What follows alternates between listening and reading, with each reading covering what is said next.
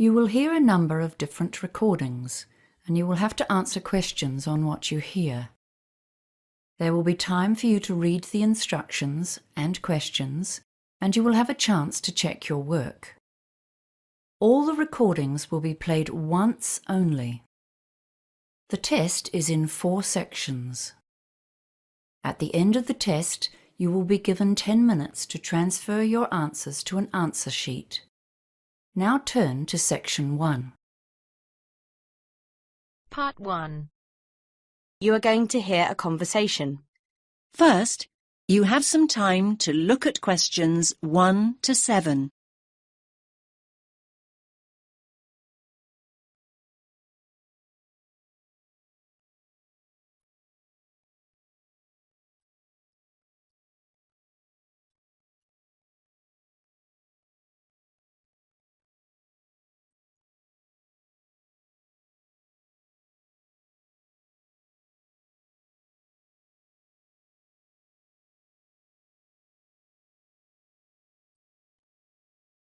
Listen carefully to the first part of the conversation and answer questions 1 to 7.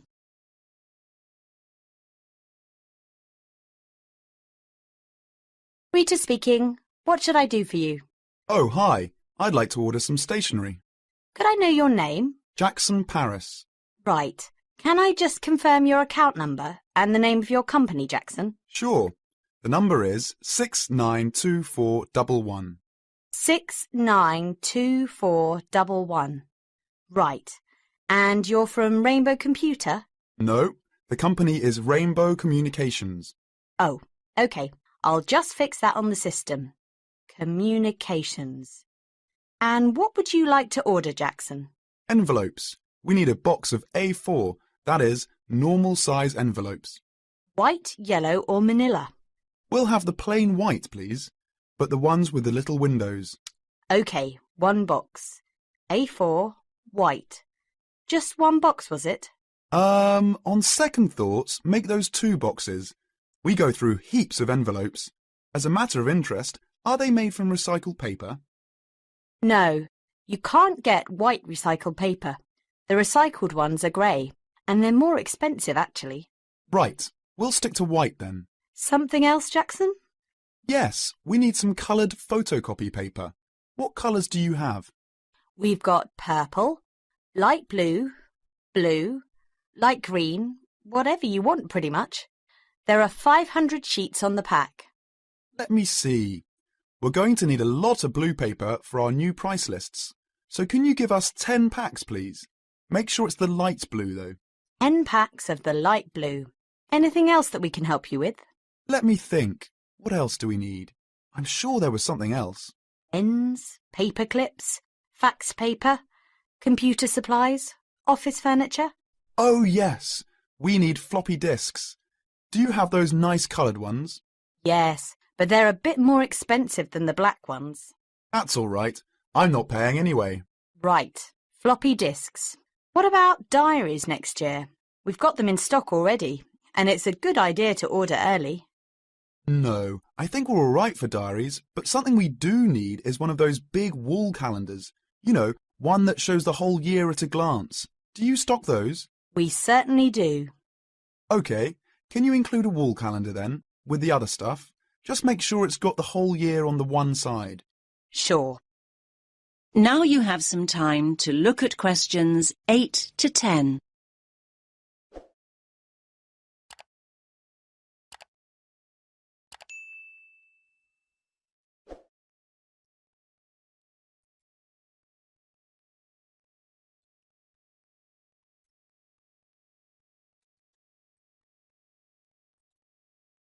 Now listen to the next part of the conversation and answer questions 8 to 10.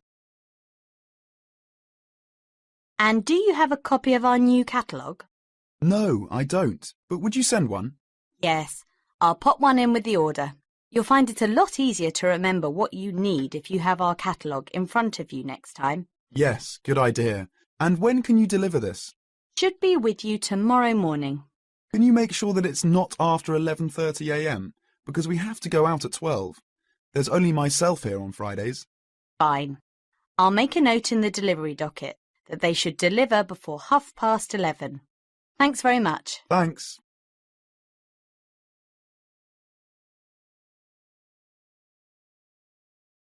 That is the end of part 1. You now have half a minute to check your answers.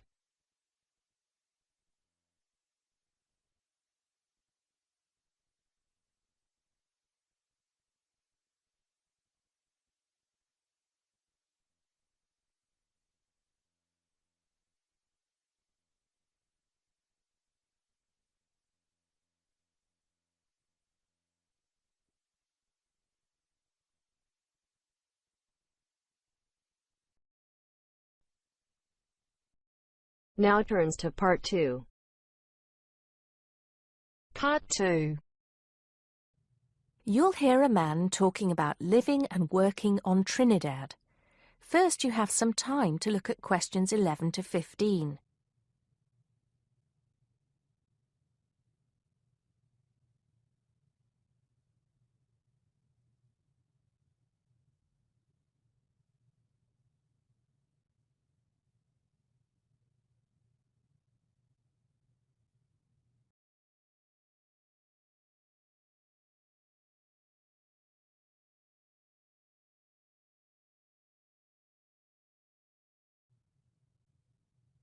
Now listen carefully and answer questions 11 to 15. Hi, I'm Steve Pinfold, and I'm here today to tell you about my gap year, which I took about 20 years ago. Unlike many students these days who go travelling or get some work experience between school and university, I decided to do something completely different after finishing my degree.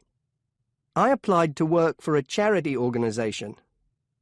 What it does is it sends people with particular skills to countries where those skills are needed.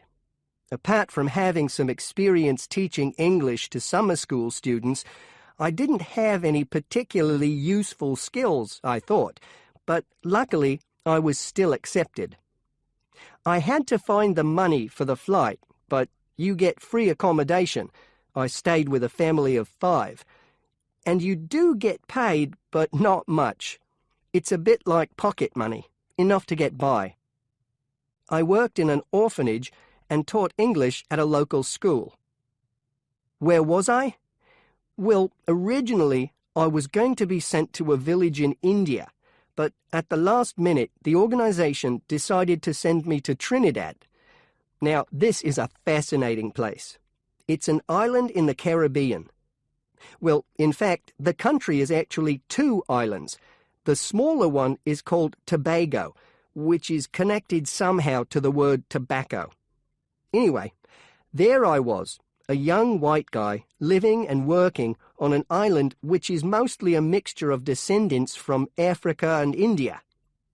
The Africans were originally brought over as slaves, and the Indians came later as indentured workers. That means they agreed to come for a specific time, but many of them stayed. There are also some Trinidadians of Chinese and British origin, though the native inhabitants were basically wiped out by colonialization. I myself felt completely accepted and had the time of my life. The language everyone speaks is English, so there was no problem for me there, but some concepts don't quite translate. They're pure Trinidadian. There's the term liming, for example, which means sitting around watching the world go by. Also, there's the famous carnival, when the whole island is taken up in playing mass. For a whole month, around February or March, it depends when Easter is, everyone's busy preparing costumes, practicing calypsos, soca and steel pan music, and most importantly, partying. Before you hear the rest of the talk, you have some time to look at questions 16 to 20.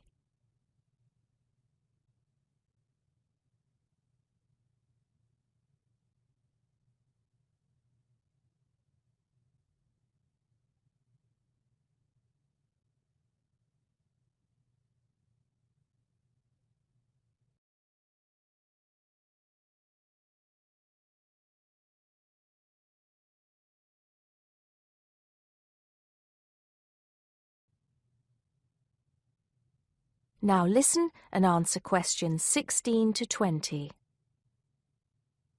When the actual official carnival starts, it's days of 24-hour dancing in the streets.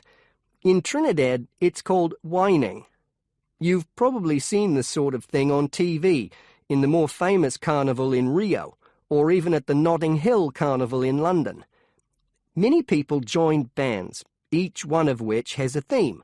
For example, the Sea or Jungle Fever, and they have costumes designed and made to go with the theme. These can cost $1,000 for the king and queen of each band. They're incredible.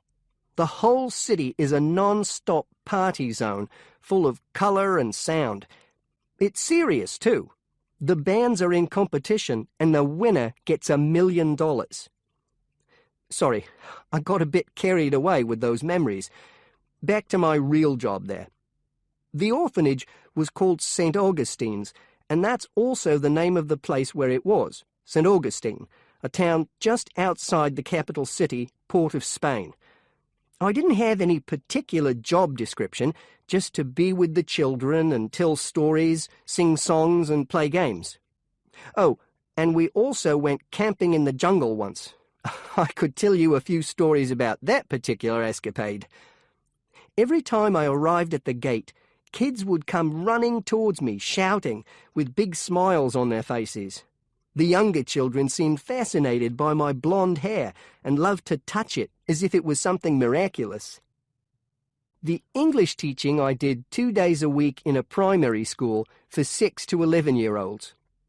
The kids may have been poor, but they all wore neat and clean uniforms and were so respectful and enthusiastic. I've now been teaching for many years in different countries, and I still think those were the best students I've ever taught.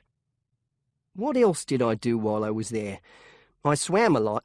Can you imagine what it's like swimming with dolphins and with pelicans diving into the sea right next to you? More seriously, I trained to be a Samaritan. That's someone who listens and supports people who have problems with their lives. Overall, what I took from the experience was a sense of being in another culture, or rather cultures. As humans, we all share many characteristics, but we express ourselves in various ways. In Trinidad, there are lots of different communities and religions, and so many different kinds of festival to see. Hindu, Muslim, Christian, as well as some rather mysterious African traditions. There are quite a few Rastafarians, too. Trinidad is, as Americans are fond of saying of their own country, a melting pot, where everybody is greeted warmly. Go and see for yourself. I'm not sure how it's changed since I was there, but I'd love to find out.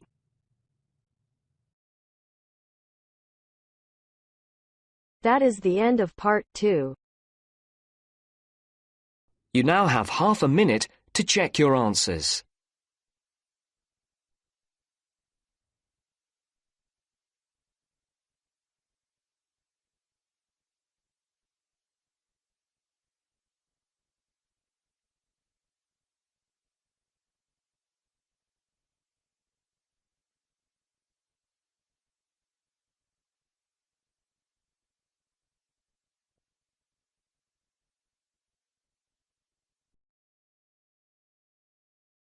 Now turns to part 3. Part 3. First, you have some time to look at questions 21 to 26.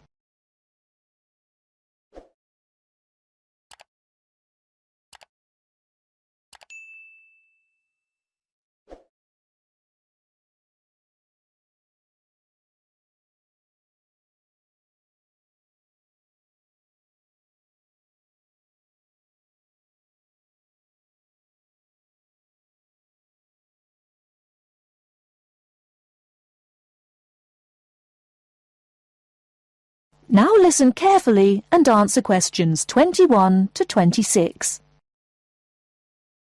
Hello, my name is Emiliano. I am a student here and I'd like to rent a house for 6 months. OK, well, you've come to the right place. We specialise in short-term rental. First of all, I would like to get a few details from you. Can you give me your full name, please? Yes, it is Emiliano Nespla. And can you tell me your present address, please? Yes, it's 17 Middleway, Penrose. I'm living with a homestay family at the moment. That's great. Now, do you have any identification with you? Oh, and we will need a reference from someone who knows you here. Maybe your homestay family. Yes, okay. Here's my passport and a card from my language school. My referees can be Mrs. Alice Thompson. She's my homestay mother and she wouldn't mind, I'm sure. You can contact her at the same address as me, of course. Okay. If we need to contact you, should we leave a message with your homestay? No, you can speak to me directly. My cell phone number is 021 548 3534. Great. Now, do you have a bank account? You will need to pay your rent by direct debit. You know, it will come out of your account automatically every month. Okay, I don't have my bank account details with me now, but I can get them and bring them back later today. That's fine. Now, can you tell me what kind of house you are looking for? Do you want to rent by yourself? No, I'm looking for a 3-bedroom house. I want to rent with my 2 friends. I will bring them in to see you later today. Okay. And what areas are you interested in renting in? Well, here's a map. Can you see my school? I don't have a car, so I need to take some kind of public transport to school, and I don't want to travel for more than 30 minutes each way. Do you think you have anything which is suitable? Yes, we do. Here is a list of available properties. I'll highlight the ones that could be of interest to you. Look at the map and go and have a look at the houses with your friends. Do you have a friend with a car? Yes, I do. Good. So go and look outside the houses. It will give you an idea of what the area is like. But remember, don't go into the garden or knock on the door. If you want to go in and have a look, let me know and we can arrange an appointment. Okay, can you give me an idea of price? Yes. If you look at the list, you can see the weekly rent written next to the house address. Oh yes, I can see it now. Do I need to pay anything else? Yes, you need to pay a deposit which you will get back when you move out, and you have to pay a non-refundable agent fee which is equivalent to 1 week's rent. You will have to pay your bills when they come in every month too, of course. Okay, well, thank you very much for your help. What time should I come back with my friends and my bank details? How about 2:30 this afternoon? That sounds good. Thank you for your help. I'll see you later. Thanks for coming in. Goodbye.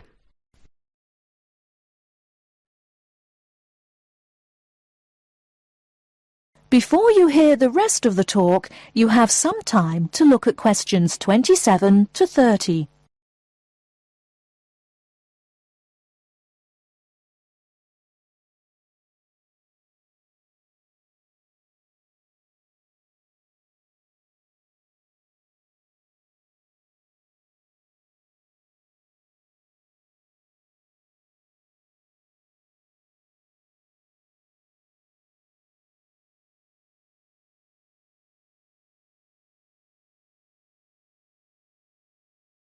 Now listen and answer questions 27 to 30. Hey, don't throw that can away. Why not? I finished with it. Yes, but you can recycle things like that. Oh, I haven't got time to recycle everything I throw away. That's a terrible attitude.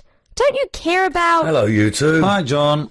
What are you arguing about? Oh, Sam says he doesn't have time to recycle. What do you think? Well, I agree that it can be difficult sometimes. Do you always recycle everything then, Mary? Yes, I think everyone should. I mean, look at the state of the planet. If we don't all start making an effort now, it could be too late. Well, one of the reasons I don't recycle as often as I should is that I don't really know where to go. There are no recycling facilities near me. Well, I know I said I haven't got time, but actually there is a bottle bank near the supermarket just up the road. So I suppose there are limited local facilities. So you can do your recycling outside the supermarket? Yes, but like I said, only limited. It's only a bottle bank. Well, I don't have a car, so it's very difficult for me, but I still do it. Sometimes a friend comes over and we take our recycling together, but not very often. So if your facilities are limited, then mine are very limited. Well, I suppose if you go to all that trouble, I might make more of an effort. Good. If it was up to me, I'd encourage more people to recycle. How? Well, how about some kind of incentive? A reward for anyone who makes an effort to recycle? That's a good idea. But if you think everyone should recycle, then why not penalise those who don't recycle instead of giving something to people that do? If there was a fine for anyone caught throwing recyclable materials in the rubbish, people would take more notice. Well, now you're going too far. Do you really want anyone going through your rubbish just to check if you're following the rules? No, I don't think fines are a good idea. Well, I think we should be doing something. Anyway, I have to go. I've got my social science class next. See you later. Yeah, see you later. Bye.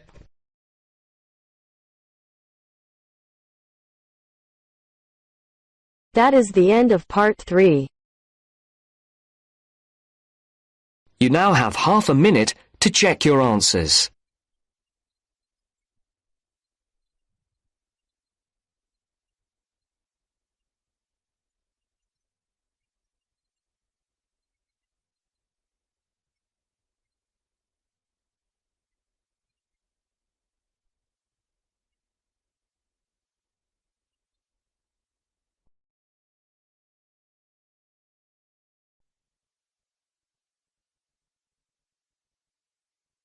Now turns to part 4. Part 4. You will hear a woman giving a talk at a popular science convention. She is describing research into artificial gills designed to enable humans to breathe underwater. Now you have some time to look at questions 31 to 40.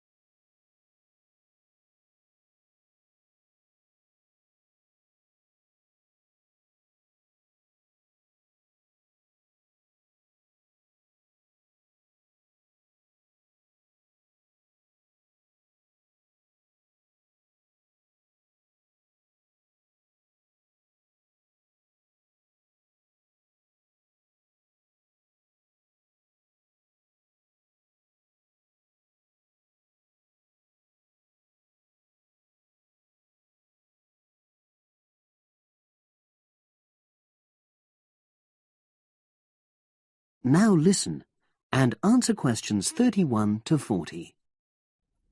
In my talk today, I'll be exploring the idea of artificial gills. I'll start by introducing the concept, giving some background and so forth, and then I'll go on to explain the technological applications, including a short, very simple experiment I conducted. Starting with the background. As everyone knows, all living creatures need oxygen to live. Mammals take in oxygen from the atmosphere by using their lungs, and fishes take oxygen from water by means of their gills, which of course in most fishes are located either side of their head. But human beings have always dreamt of being able to swim underwater like the fishes, breathing without the help of oxygen tanks. I don't know whether any of you have done any scuba diving, but it's a real pain having to use all that equipment. You need special training, and it's generally agreed that tanks are too heavy and big to enable most people to move and work comfortably underwater. So scientists are trying a different tack. Rather than humans carrying an oxygen supply as they go underwater, wouldn't it be possible to extract oxygen in situ? That is, directly from the water while swimming. In the 1960s, the famous underwater explorer Jacques Cousteau, for example, predicted that one day surgery could be used to equip humans with gills. He believed our lungs could be bypassed and we would learn to live underwater just as naturally as we live on land. But of course, most of us would prefer not to go to such extremes. I've been looking at some fairly simple technologies developed to extract oxygen from water, ways to produce a simple, practical artificial gill, enabling humans to live and breathe in water without harm. Now, how scientists and inventors went about this was to look at the way different animals handled this. Fairly obviously, they looked at the way fishes breathe, but also how they move down and float up to the surface using inflatable sacs called swim bladders. Scientists also looked at animals without gills, which use bubbles of air underwater, notably beetles. These insects contrive to stay underwater for long periods by breathing from this bubble, which they hold under their wing cases.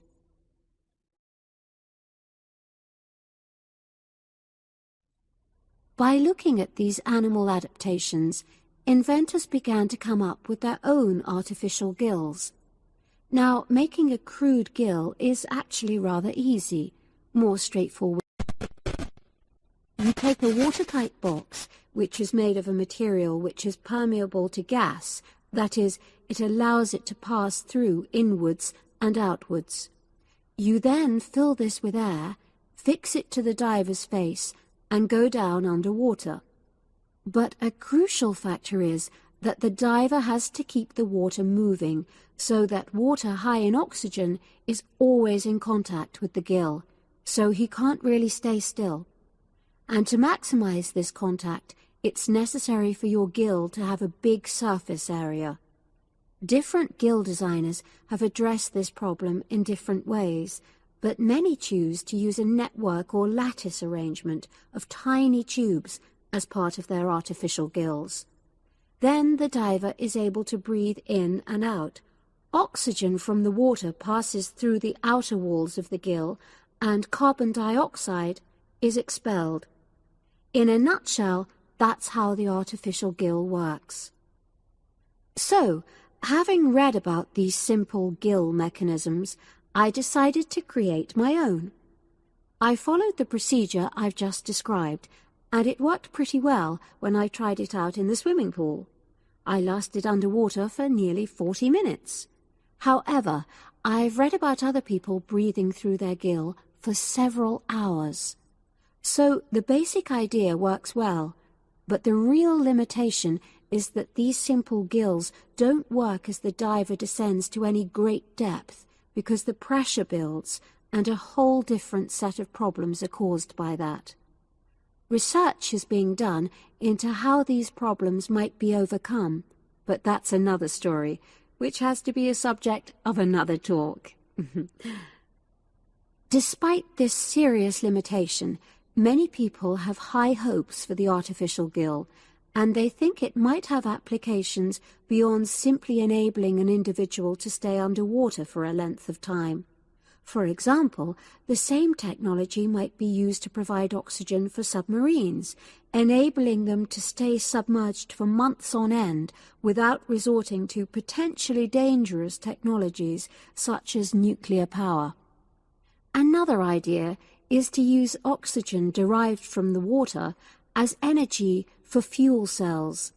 These could power machinery underwater, such as robotic devices. So, in my view, this is an area of technology with great potential. Now, if anyone has any questions, I'd be happy to answer. Yes, lady at the...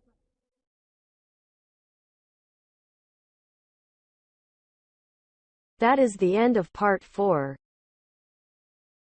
You now have half a minute to check your answers.